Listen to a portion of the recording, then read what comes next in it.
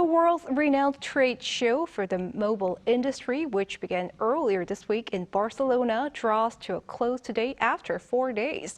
As one of the top 3 tech shows in the world, along with the CES and IFA, the 2023 Mobile World Congress drew large crowds and showcased the latest innovations in mobile communications and artificial intelligence. Joining us now for further discussion is our economic correspondent, Shin Ha-young. Hi, Ha-young. Thank you for having me, Jung-min. Thank you. So, Ha-young, what were key takeaways this year?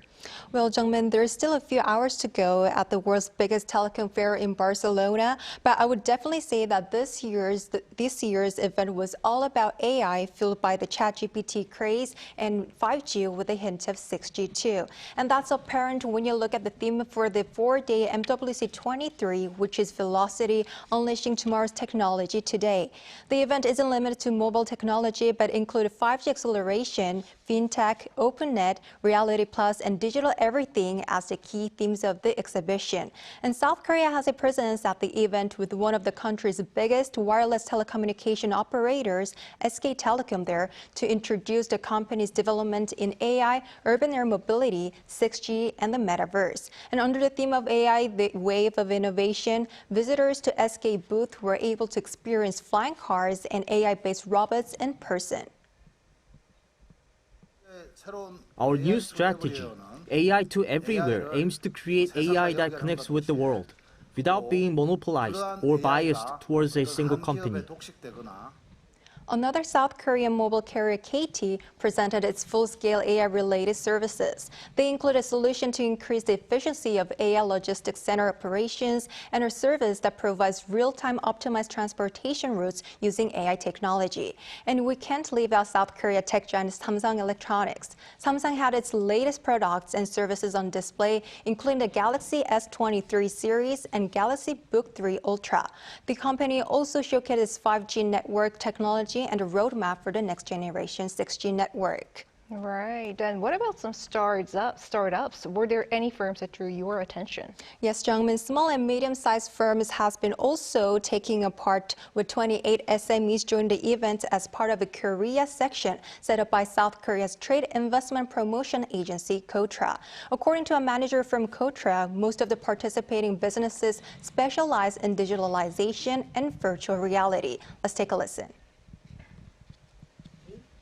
Most of our startups align with this year's MW themes of digital everything, which refers to IoT technology, and Reality Plus, which refers to the metaverse, XR, AR, and VR technologies.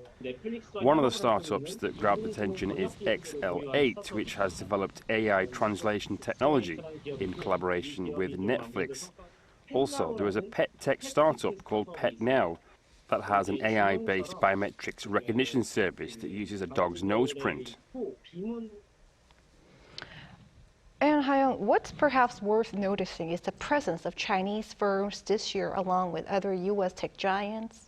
Right, Jung-min, amid pandemic restrictions and growing competition in the U.S.-China technology sectors, we didn't see Chinese companies at CES 2 months ago. But at MWC, out of 2,000 exhibitors, 150 Chinese firms joined, with tech giant Huawei having the biggest presence. And Huawei showcased 3 types of smartphones, including its new flagship Mate 50 series. Huawei CEO called on the world to use its business blueprint to lay the foundation for 5.5G, which Huawei has decided to commercialize from 2025. And meanwhile, the U.S. had one of the most popular booths, with Microsoft introducing an update to its Bing search engine combined with Chat GPT. And finally, Ha-young, apart from the new hardware and technology, so what were the main issues on the agenda this year? Well, even before MWC23 kicked off, the issue of network funding has been a hot topic, and experts expected it to be a main issue that should be discussed during the event. And to briefly touch on this issue, internet service providers have been claiming that content providers like Google and Netflix should share the cost of network investment, blaming them for the surge in the data traffic. And on the first day day of MWC, Thierry Breton, the European Commissioner's official in charge of digital policy, said during his keynote speech that it is necessary to find a financing model for network investments. And the next day, Netflix co-CEO Greg Peters argued that the company does not want to be forced to pay network costs, warning that content will suffer if it's forced to do so. And other than these remarks, the issue has not received as much as attention expected, but it is likely to remain a hot potato into the future. Well, that was interesting, Ha-young. Thank you for your roundup. Thank you.